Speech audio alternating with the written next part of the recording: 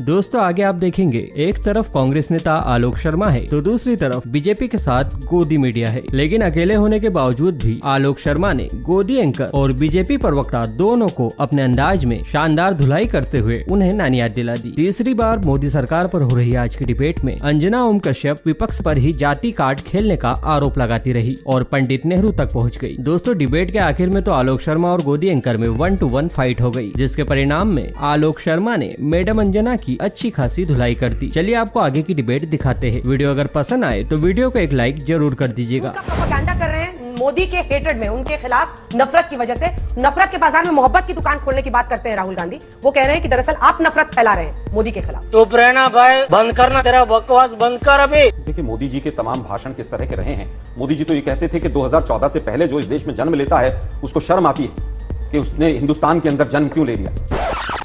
हम तो केवल ये पूछ रहे हैं, पाकिस्तान के 2 टुकड़े आपके आने से पहले हो गए थे। 2014 में 3 साल के खाद्यान्न भंडार आपको भर के दिए, 16 लाख की आर्मी आपको दी। इस देश के मजदूर से लेकर हर सरकार ने बहुत काम किया, लेकिन दुर्भाग्य है कि आपको लगता है कि इस देश में पहले कुछ नहीं था और केवल आपके आने के बाद सब कुछ हुआ है। 2013 के बाद से आज तक के एनसीआरबी के आंकड़े में 38% अगर महिलाओं पर अत्याचार बढ़ा है तो मेरे आंकड़े नहीं है।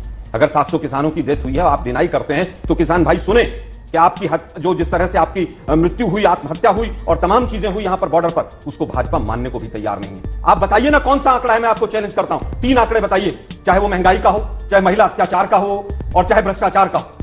तीनों पे चैलेंज करता हूं। बहुत हुई महंगाई की मार, बहुत हुआ भ्रष्टाचार। बताइए महंगाई दर कितनी है? मैं फिर कहूंगा, बोलिए। आप बताइए। आज देश की जनता सुने। अक्टूबर में 4.87% मैंने बता दिया। आप बोलिए। मैं फिर बताता हूं। बेस ईयर को चेंज करके आप तमाम आंकड़ों की बाजीगरी करते हैं। आज सर्दी के मौसम में पालक और मटर और गाजर की सब्जियों के दाम क्या है? आप मुझे 4 आइटम बता दीजिए कि हमने ये सस्ते कर दिए।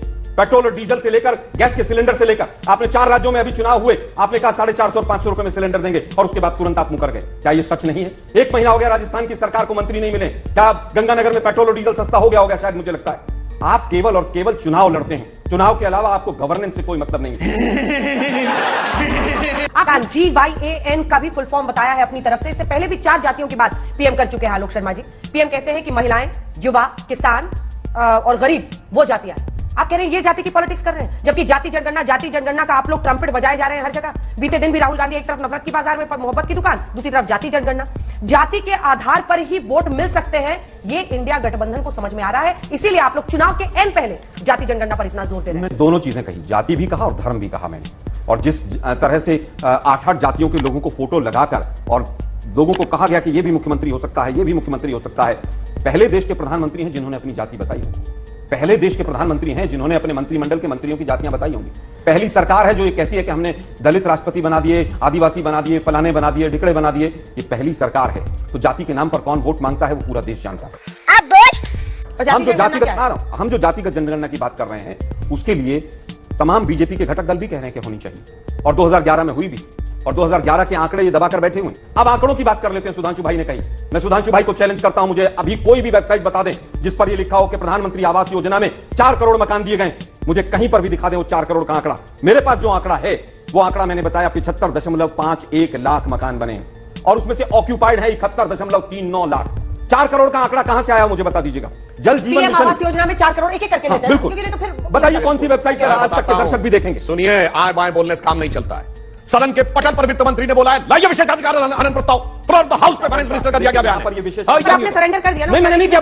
फ्लोर ऑफ द हाउस में कहा। फ्लोर ऑफ द हाउस पर भी झूठ बोला जाएगा तो क्या करें? तो फिर इसके पहले प्रधानमंत्री हैं जिन्होंने अपनी जाति बनाई। ये पंडित नेहरू कौन थे भाई? ये नाम क्या है? पंडित किसने लगाया? उनके किसी भी लगाना है गलत बात। जवाहरलाल और जाकर ये कहना मैं ब्राह्मण हूं मुझे वोट दे दीजिए। दोनों में चीजों में फर्क है। पंडित जवाहरलाल नेहरू क्योंकि उनके सर्टिफिकेट पर नहीं है। ये सुधांशु जी पूछ रहे हैं, जाति नहीं बताया क्या उन्होंने? और अंजना जी आपके नाम के आगे ओम कश्यप किसने लगा दिया? मेरे आगे शर्मा किसने लगा दिया? सर्टिफिकेट पे। ये सर्टिफिकेट पे मेरे पिता का नाम है। वही कह रहा हूं। ये परंपरा रही हमारे सर्टिफिकेट पे। वो जात नहीं है। मैं वो फिर कहूंगा, अगर कश्यप से भी देखेंगे, त्रिवेदी से देखेंगे, नाम लगाना ऑलरेडी इंडिकेशन है। लेकिन उन्होंने कभी ये कहा हो पंडित जवाहरलाल नेहरू ने कि मैं ब्राह्मण हूं इसलिए मुझे वोट दे दीजिए, तो वो इंसिडेंस बताइएगा, मैं माफी मांगूंगा। जात वाले मक्खन पर आप अपनी आरी चलाना चाहते हैं देश पर, और दूसरी तरफ वो कह रहे हैं कि मुश्किल फैसले लेकर ये सरकार आगे बढ़ रही है। फिर भी पीएम आश्वस्त है कि तीसरी बार मोदी सरकार। मैंने तमाम आंकड़े सामने रखे और एक आंकड़े को मैं आज पॉलिटिक्स क्यों कर रहे हैं? बता रहा हूं उस पर भी आ रहा हूं ना।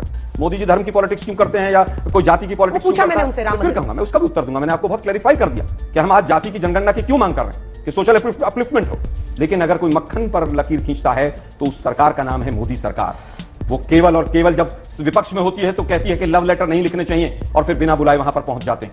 मोदी साहब का मुझे चाय पर चर्चा का इंटरव्यू याद है कि काला धन आएगा और सबसे पहले जो टैक्स पेयर्स हैं उनके अकाउंट में, क्योंकि उनका टैक्स का पैसा तो यूं ही कट जाता है। और मुझे याद है कि अरुण जेटली जी जब विपक्ष में थे तो कहते थे कि 2.5 लाख की इनकम टैक्स की लिमिट 5 लाख उस समय पर मांग करते थे। आज 9 साल हो गए, 2.5 लाख की लिमिट 2.5 लाख के ऊपर क्यों है? सीएजी की कितनी रिपोर्ट्स आई हैं जिनके अंदर तमाम अनियमितताएं आ रही हैं। आयुष्मान भारत हो चाहे सागरमाला प्रोजेक्ट हो, एक जांच आप लोगों ने नहीं कराई। और जांच से आप लोग इसलिए भागते हैं कि भ्रष्टाचारियों को अपने यहां पर आप वॉशिंग मशीन में धोकर ले लेते हैं। एक जवाब, बड़ा प्रश्न आपके सामने यह है कि कांग्रेस पार्टी यह स्वीकार चुकी है कि अकेले अपने दम पर हम मोदी को हैट्रिक बनाने से नहीं रोक सकते। सीएसडीएस का सर्वे बताता है कि जहां 14 से 15-18% वोट सिर्फ नरेंद्र मोदी के नाम में 2014 पर आए थे बीजेपी के लिए, तो वहीं यह आंकड़ा 33% हो गया 2019 में। नरेंद्र मोदी आपके लिए बहुत बड़े चैलेंज है। आप एक कंसेंसस स्पेस क्यों नहीं बना पा रहे हैं? आप सीट शेयरिंग में खुलकर सामने क्यों नहीं आ पा रहे हैं? आप लोगों की मजबूरी है, जेल से बाहर रहने और अस्तित्व को बचाने की भी मजबूरी है, फिर भी आप एक चेहरे पर कंसर्न। तीखा लगेगा आपको सवाल, लेकिन ये सवाल बहुत बड़ा है अगर आपको चुनौती देनी है। देखिए, मुझे लगता है 2 सवाल के हिस्से हैं। फेस कौन होगा? गठबंधन की तमाम मीटिंग्स हुई हैं और उसके अंदर चर्चा भी हुई है, इसके ऊपर तमाम तरह की राय भी आई है। और ये प्लेटफॉर्म नहीं है कि हम फेस के ऊपर आपको कोई इंफॉर्मेशन या देश के दर्शकों को अभी दें। लोकतांत्रिक प्रक्रिया है, सांसद आकर अपने प्रधानमंत्री को चुनते हैं। दूसरी चीज, क्या मोदी जी कहेंगे कि वो अकेले इतने हैं? वो तो वैसे कहते हैं कि एक अकेला सब पर भारी। तो हम कहना चाहेंगे, क्या 38 दलों में से 37 को आप छोड़ने जा रहे हैं अगर आपकी सरकार बन रही है तो? प्यारी समझ गई।